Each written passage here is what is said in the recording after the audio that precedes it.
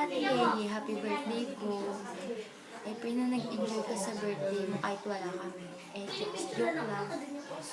Yun nga, ay pray na yung mga trials ng pinagdadaanan mo, ay pray na malagpasan mo. Don't worry, lagi naman nandyan si Lord. Lagi naman si Lord na nandyan para ikay ka kung ano man yung pinagdadaanan mo at pagdadaanan mo pa. Yun nga, thank you po kasi ang bait niyo rin po sa akin. Kahit na minsan nahapas ko po kayo, kahit minsan natotorture ko na kayo. Sorry po sa mga times na minsan alam ko nagiging bad attitude ako sa inyo.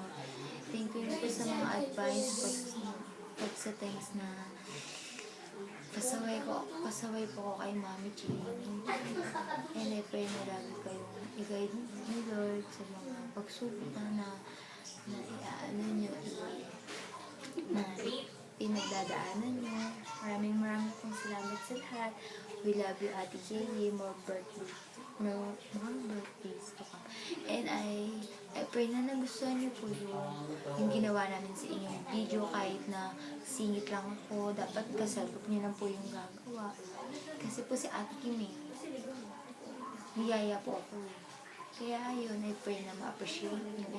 I pray na magustuhan niyo at matuwa kayo. We love you, Ate Yeye. Mahal na mahal ka namin. Lalo na ng GM family. We love you, Ate. Ingat po palagi. We love you. God bless, Mama Chuchu. Stay beautiful. Stay beautiful. Stay kalog. Yun lang po. Thank you po.